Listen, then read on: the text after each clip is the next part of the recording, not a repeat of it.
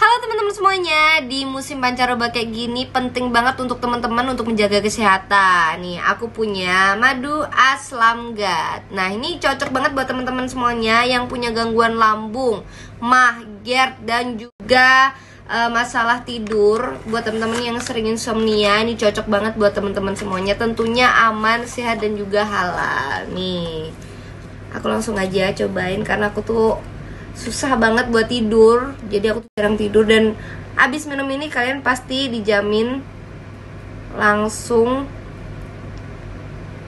nih, tidurnya langsung nyenyak guys.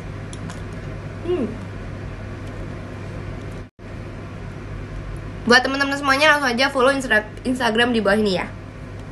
Teman-teman, assalamualaikum warahmatullahi wabarakatuh. Untuk teman-teman dimanapun berada, semoga kalian semuanya selalu diberikan kesehatan, selalu diberikan rezeki yang melimpah, dan semoga yang sakit segera diangkat sakitnya dan teman-teman juga segera sehat. Oke teman-teman, di video kali ini untuk yang belum subscribe ataupun yang belum menyalakan tanda lonceng, teman-teman nyalakan dulu tanda loncengnya ataupun subscribe-nya karena itu gratis tanpa dipungut biaya, dan itu juga nanti akan bermanfaat, berguna untuk teman-teman semuanya yang dalam hal ini masih dalam proses penyembuhan masalah asam lambung, GERD, anxiety, dan psikosomatik.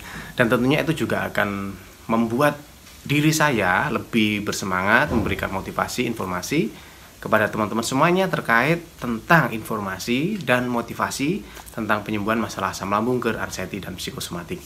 Oke teman-teman ya, di segmen video kali ini saya mau membahas tentang sembuh dari asam lambung, dari GERD, anxiety, dan psikosomatik tanpa menggunakan obat-obatan kimia, gitu ya. Bagaimana caranya? Jadi di sini kita punya beberapa teknik yang mau saya sampaikan di sini. Teman-teman simak, insya Allah akan bermanfaat dan teman-teman juga akan sembuh tanpa menggunakan obat-obatan kimia, gitu ya. Oke, kita langsung aja ke ke teknik yang pertama, gitu ya. Nah, tetapi jangan lupa juga untuk teman-teman yang mungkin mau sharing, mau konsultasi dengan saya melalui WA ataupun WhatsApp, teman-teman juga bisa di nomor WhatsApp 082228090817, dan itu gratis teman-teman ya, tanpa dipungut biaya sepeser pun gitu.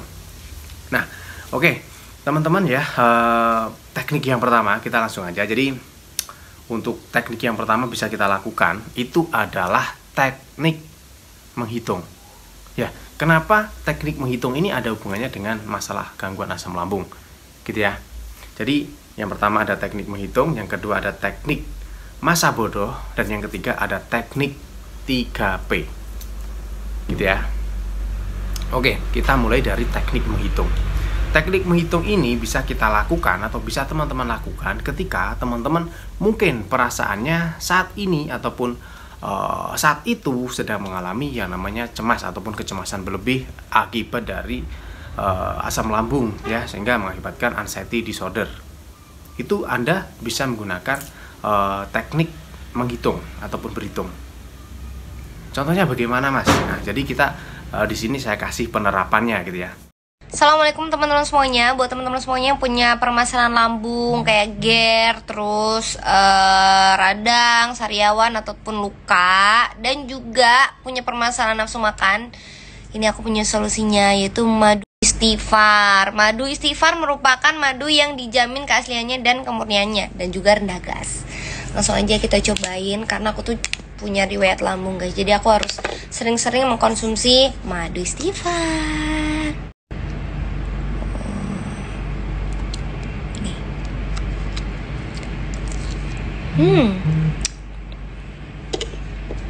Buat teman-teman semuanya langsung aja follow di @madu_istighfar_official. Di sini saya kasih penerapannya gitu ya. Penerapan konkret. Jadi suatu ketika teman-teman merasa cemas tiba-tiba, merasa gelisah tiba-tiba, banyak yang dicemaskan banyak. Misalnya kita tiba-tiba badannya kayak gemeteran, kita mungkin kayak keringat dingin, mungkin kita kayak nafasnya tidak plong, mungkin kita tiba-tiba jantungnya berdebar-debar, gitu ya. Yang pertama harus kita lakukan adalah kita mengalihkan pikiran kita, teman-teman, ya.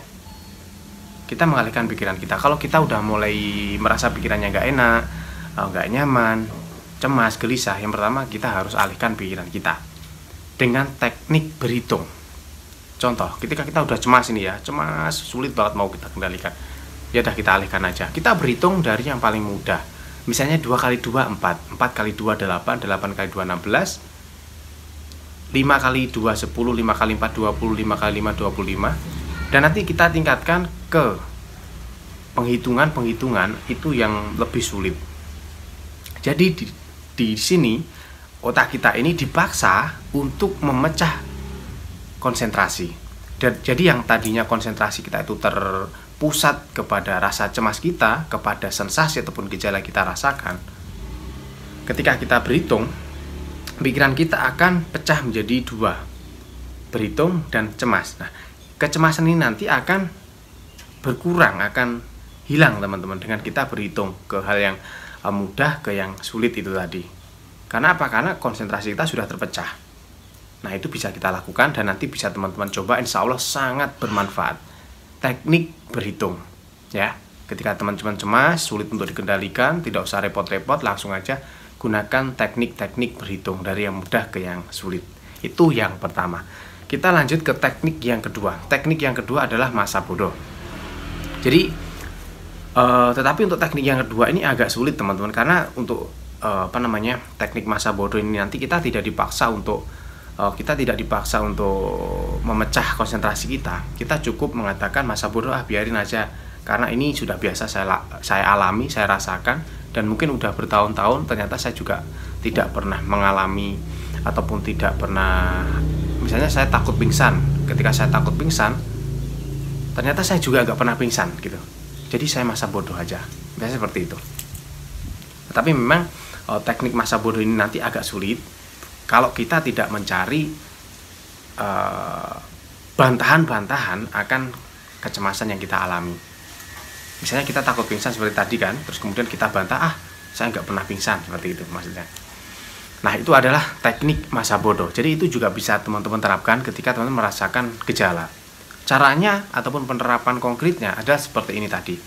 Ketika kita mengalami kecemasan, kita takut pingsan misalnya, kita takut tiba-tiba mati, kita mungkin takut tiba-tiba jatuh, kalau kita sempoyongan ya, kelingan, dan sebagainya.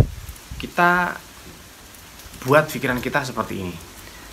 Biarin aja, masa bodoh, terserah aja lah, terserah. Karena toh meskipun saya pikirkan, meskipun saya selalu memikirkan hal ini, ternyata saya juga nggak pernah pingsan, saya nggak pernah jatuh, saya nggak pernah ambruk, saya nggak pernah kejungklop ke depan, saya tidak pernah kejungklop ke belakang, misalnya seperti itu.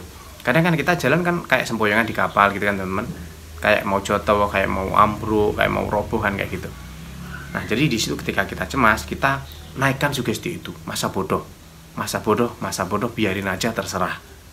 Masa bodoh, biarin aja, terserah. Karena ini semakin saya pikirkan, semakin berasa. Semakin saya tidak pikirkan, semakin sembuh.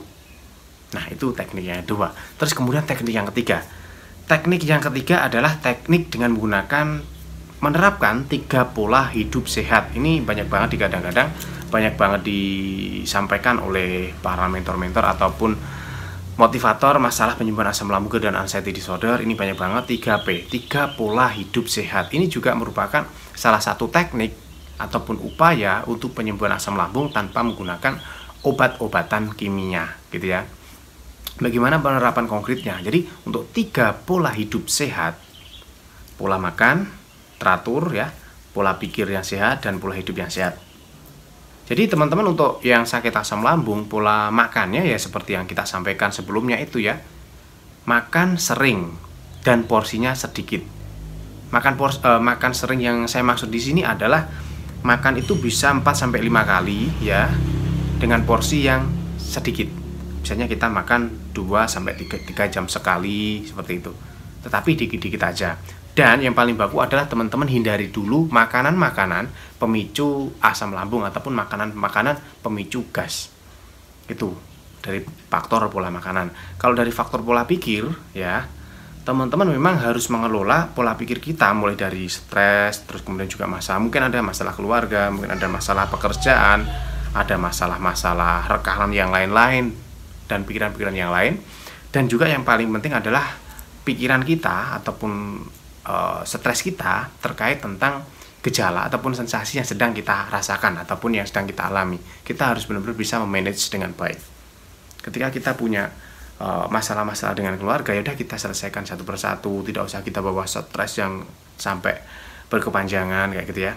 Kalau mungkin pola pikir kita ini sulit untuk keluar dari zona memikirkan gejala ataupun sensasi, ya udah kita pakai teknik-teknik yang tadi sudah saya bahas ya, supaya kita nggak terlalu cemas. Jadi kita harus bisa legowo, kita harus bisa pasrah yang pertama ya. Pasrah bukan berarti menyerah ya teman-teman. Jadi kita harus pasrah, kita harus ikhlas apapun kondisi yang kita alami. Supaya apa? Supaya timbul sebuah pemikiran yang rileks ataupun tidak stres.